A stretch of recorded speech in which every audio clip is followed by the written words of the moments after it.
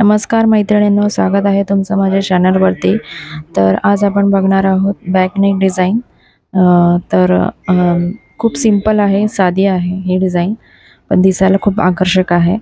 तर स्क्रीनवरती मी मापी दिली आहे त्याप्रमाणे मी अस्तर आणि मेन फॅब्रिक कट करून जॉईन करून घेतलेलं आहे। आणि आता कॅनव्हासवरती मी गळा ड्रॉ करून घेतला आहे। तर गळ्याची उंची आपण 10 इंच ठेवलेली आहे आणि रुंदी आपण ठेवलेली आहे 2.5 इंच। तर अशा पद्धतीने मी हे ड्रॉ करून घेतलेलं आहे। आता त्या साइडने 1-1 इंच एक्स्ट्रा सोडून आपण तो शेप पुन्हा परत ड्रॉ करून घेतलेला आहे। तर सगळ्या साइडने अशा पद्धतीने 1-1 इंच एक्स्ट्रा सोडून आपण ड्रॉ करून घेतलेला आहे। तर आता हे जे एक्स्ट्रा जे आहे ते आपण कट करून घेणार आहोत।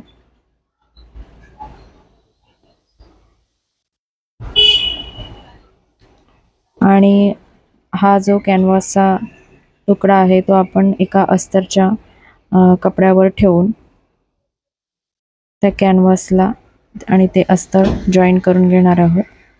बघा, खूप छान दिसत आहे। अशा पद्धतीचा गळा तो शिवल्यावरती खूप छान दिसतो।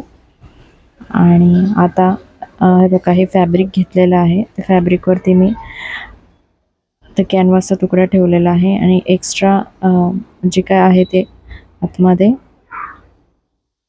ढकलून देऊन मी शिलाई त्याच्यावर मारलेली आहे। सगळ्या साइडने शिलाई मारून घ्यायची आहे।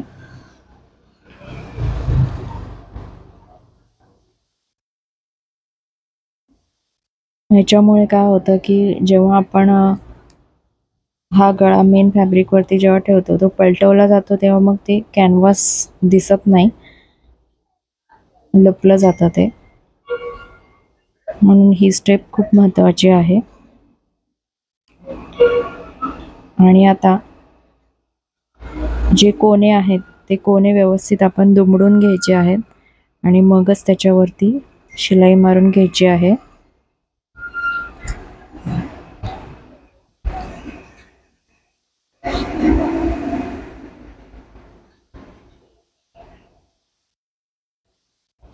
आणि कोनाई जर खूपच डीप असतील तर आपण एक कट मारून घेणार आहोत कैचीच्या साहाय्याने आणि तिथून पुढे परत शिलाई मारून घेणार आहोत।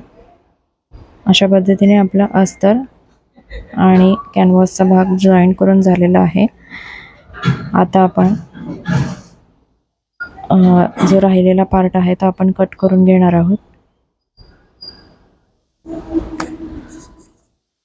आणि त्याचा सेंटर भाग करून घेणार आहोत या अशा पद्धतीने आणि एक नॉच आपण देणार आहोत। आता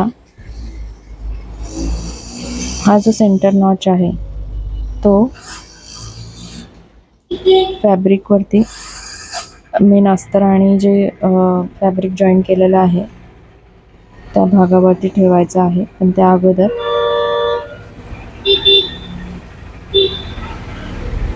अगोदर हे दोन्ही सेंटर नॉच एकमेकांवर ठेवून ते पिना लावून आपण आधी सेट करून घेणार आहोत। सगळ्या साइडने व्यवस्थित चेक करायचं आहे, कुठे कमी जास्त होता कामा नये। अशा पद्धतीने आपण ते पिना लावून जोडून घेणार आहोत।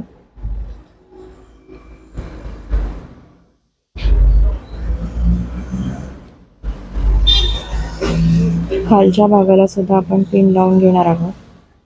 आणि आता आपण जिथे जो गळ्याचा आकार आहे त्या गळ्याच्या आकारावरून आपण शिलाई मारून घेणार आहोत।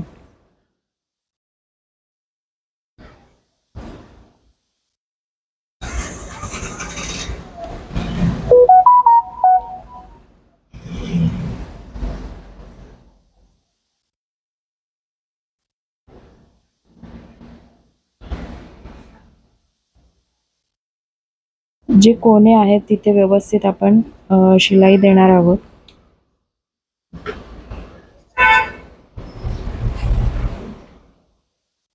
आणि आता शिलाई करून झाल्यानंतर आपण थोडा पाव इंच भाग सोडून बाकीचा जे आहे कॅनव्हासचा भाग तो आपण कट करून घेणार आहोत. त्या अगोदर मी पिना बाजूला काढून घेतल्या सगळ्या आणि आता थोडासा पाव भाग सोडून बाकीचा गळा मी कट करून घेत आहे.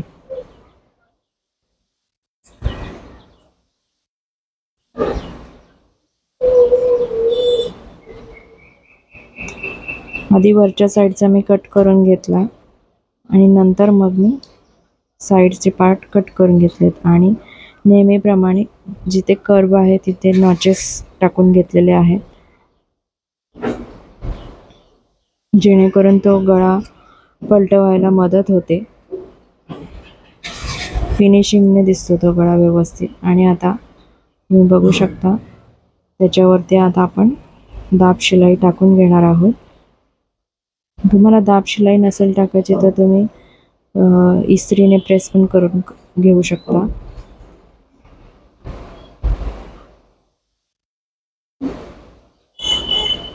अशा पद्धतीने सगळीकडून आपण ही दाब शिलाई टाकून घेणार आहोत.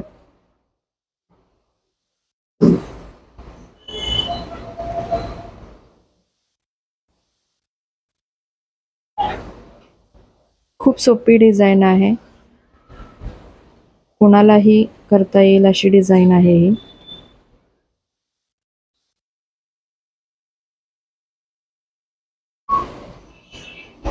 आणि अशा पद्धतीचा जो नेकचा जो शेप आहे तो खूप सुंदर दिसतो घातल्यावरती.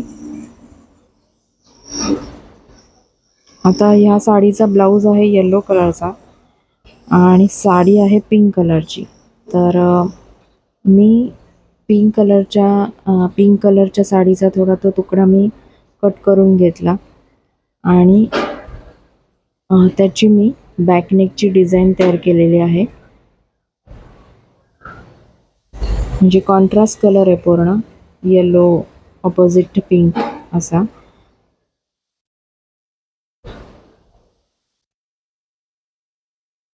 पण तो छान दिसत आहे. तर अशा पद्धतीने आपण सगळीकडून दाब शिलाई करून घेतलेली आहे.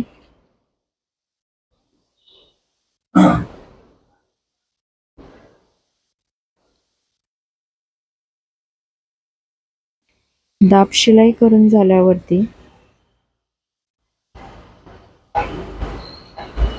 तुम्ही बघू शकता बघा किती छान दिसत आहे. गळ्याचा शेप व्यवस्थित आला आहे आणि ते वरचे जे आहे तिथे आपण नॉट लावून घेणार आहोत. नॉटला लटकन वगैरे सगळं लावणार आहोत. तर हे बघा, हे पिंक कलरचा साडीचा थोडासा तुकडा मी घेतलेला आहे. चौकोनी शेपमध्ये कट केलेले आहेत मी ते, म्हणजे 3 इंच उंची आणि 3 इंच रुंदी अशा पद्धतीने मी ते कट करून असं त्रिकोणामध्ये फोल्ड करून अशा पद्धतीने मी सगळे खालच्या साईडला जोडून घेतलेले आहे. आणि एक गोल्डन कलरची लेस मी त्या याच्यावरून फिरवली आहे.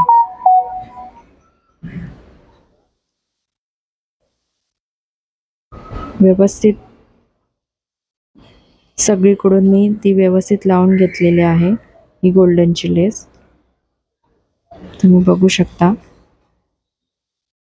आणि ही लेस लावल्यानंतर जे गोल्डन मणी मिळतात ते मणी, हे गोल्डन मणी हे पिंक पाकळ्यांवरती मी लावून घेतलेले आहे. तर तुम्हाला ही डिझाईन कशी वाटली नक्की मला सांगा कमेंट करून.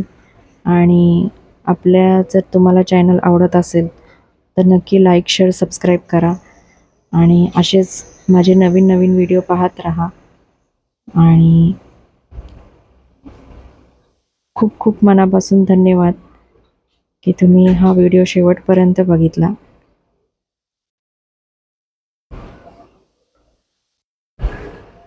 आता ह्याच्यावरती आपण पुन्हा डबल शिलाई देणार आहोत, जेणेकरून ती लेस निघू नये म्हणून. डबल शिलाई दिल्यावरती ती लेस फिक्स होऊन जाते.